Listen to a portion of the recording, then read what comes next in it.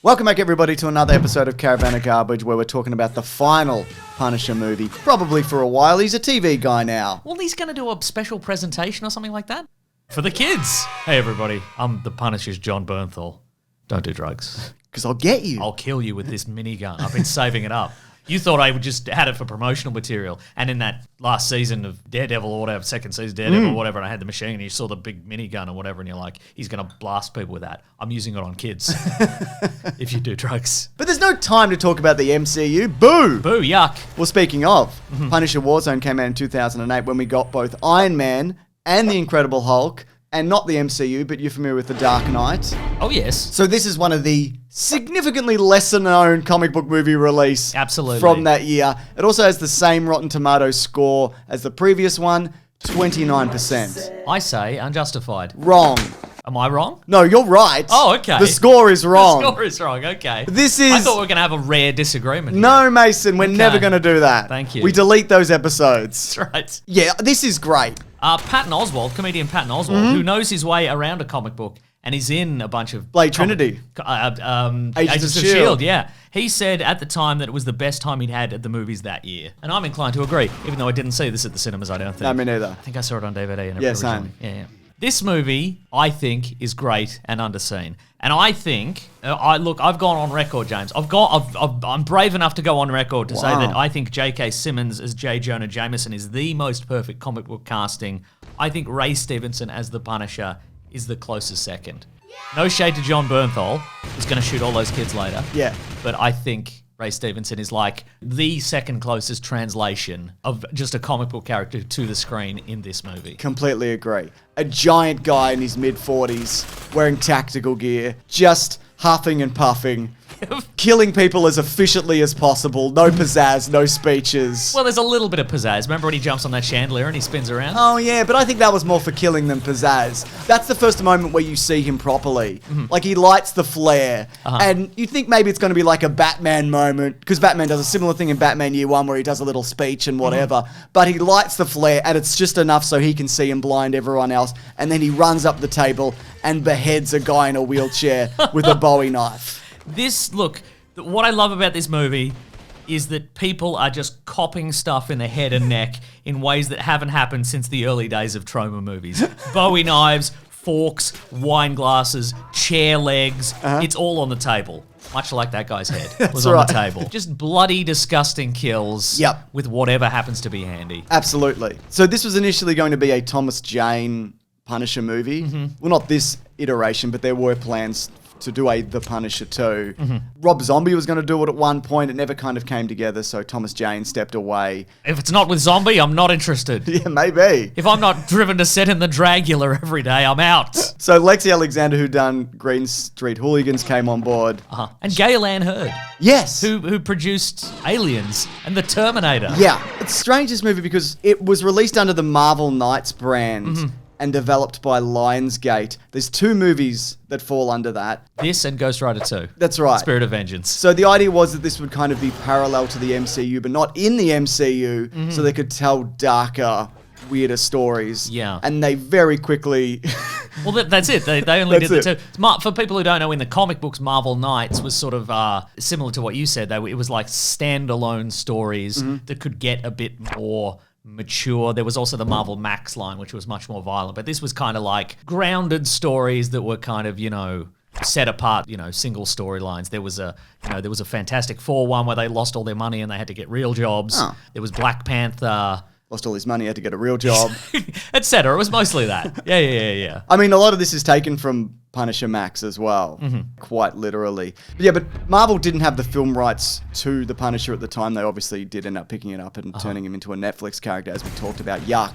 TB. Yuck. Ugh. So this and Spirit of Vengeance were Lionsgate productions. And this one especially feels like old New Line cinema stuff. Do you agree with that? Like the first Teenage Mutant Ninja Turtles movie, Darkman. Yes. I felt it was very, definitely very grimy and weirdly lit and ugly in a good way. Yeah, there's a bit of Dick Tracy in it, I feel, with the colour scheme. And with Dominic West. I have a note here that it's Dominic West going full Guys and Dolls. But I think you're right, it is Dick Tracy there because, of course, he's the beaut. Then he suffers a tragic recycling incident, a glass recycling incident, and he's turned into Jigsaw, which is, one of the few Punisher villains that lives, in his comic books generally. And just he's really... Not in this. No. Oh, by the way, we're going to have to blur a bunch of this. Oh, yeah. This won't get through. No, this is like when we did the Saw movies. Yeah, apologies. It's just the way it has to be. Yeah, but, like there was a Jigsaw in some recent Punisher media. I think it was in the series. And they don't go half as far as they went in this. It's great. Oh, it really is. And even when he's, getting churned up in the glass machine, he is screaming in agony, but it's more like, fuck you. You son of a bitch. Like, he's just furious that he's being chewed up. He's very funny and very unhinged. Fun fact about Dominic West, lives in a castle. Does he? A Frank castle. What? No, just a regular castle. His wife's some sort of nobility. He married. There's an Architectural Digest video on it. I didn't know that was an option. Yeah. You could do that? You can just do it. Don't you remember Diana the People's Princess? Yeah, good point. I don't know if she...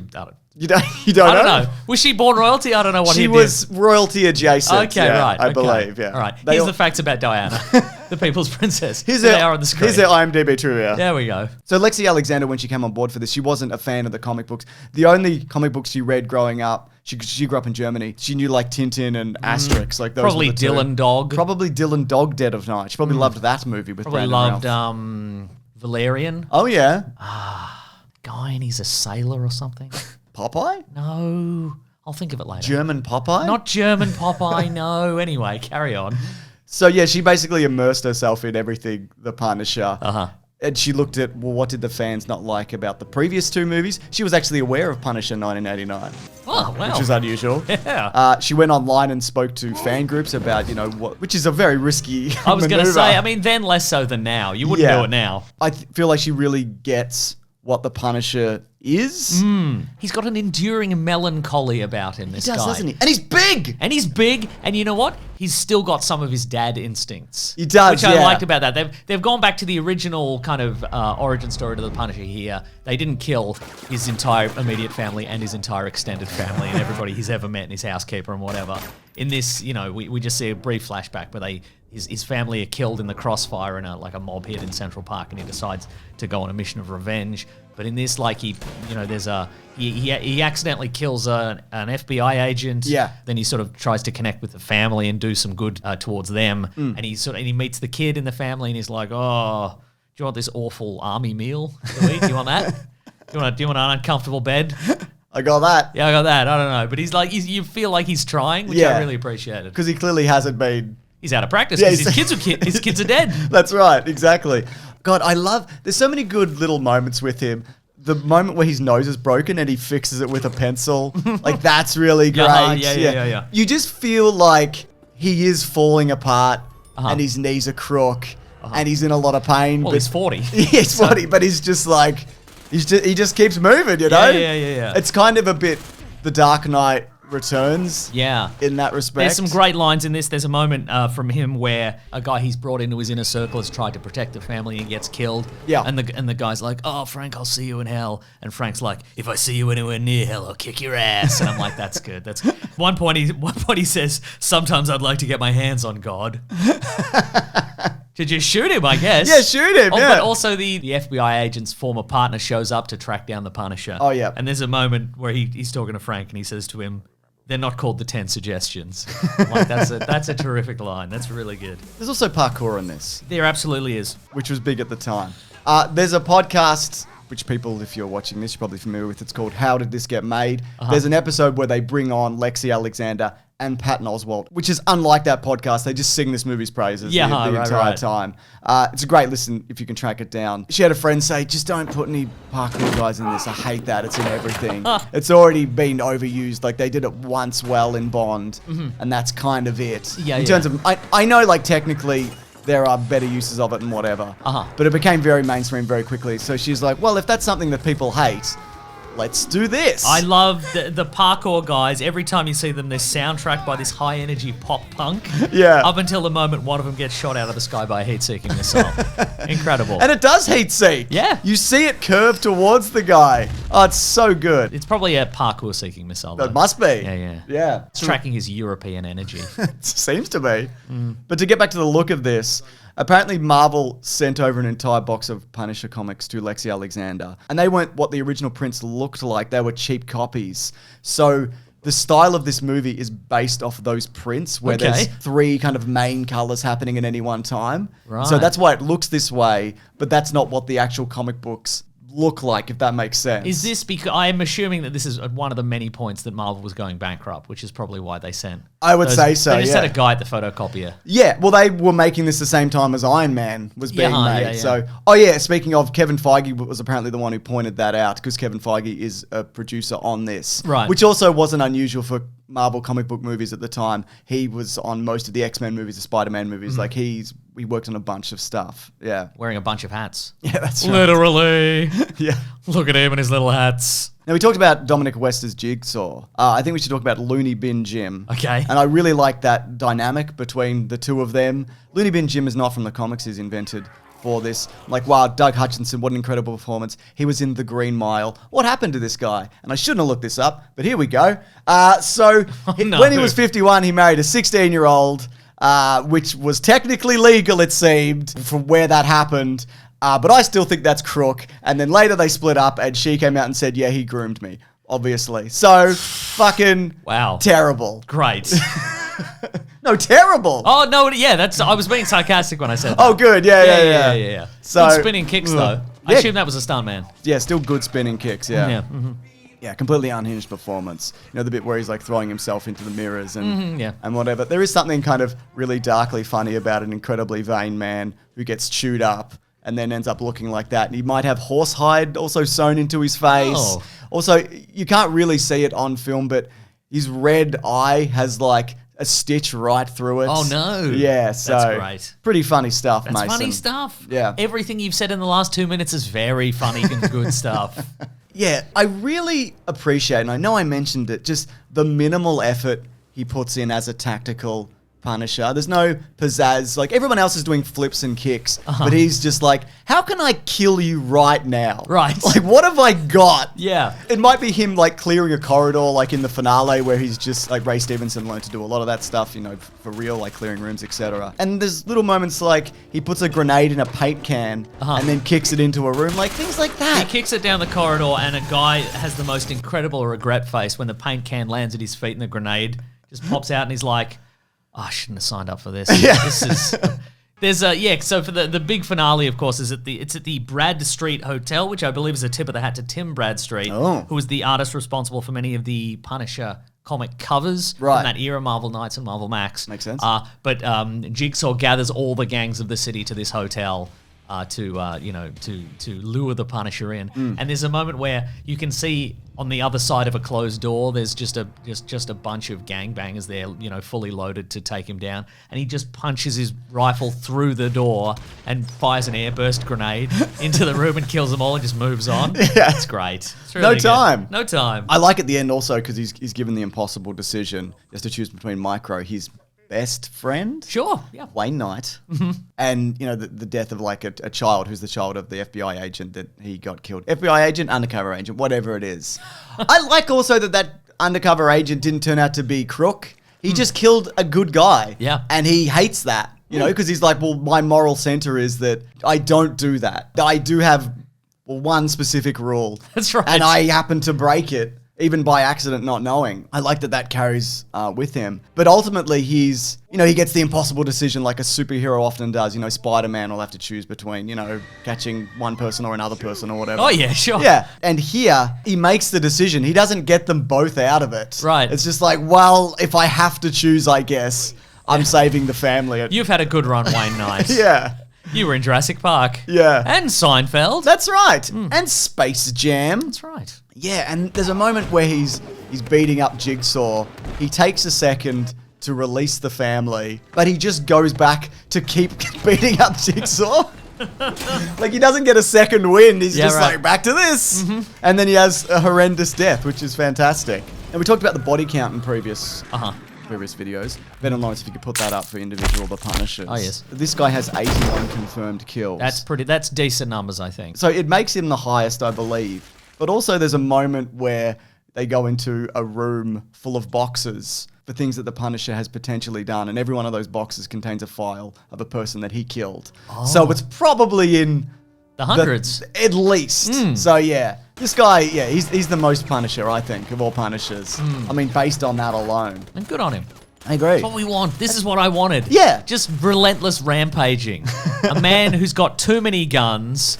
Yeah, I don't know if you know this, but there's a website called the Internet Movie Firearm Database. Okay. Which, you know, gun fans, ammosexuals as they call them, they list all the weapons that are in particular movies. And boy, the one for Punisher Warzone is so long. So long. Are they happy with it?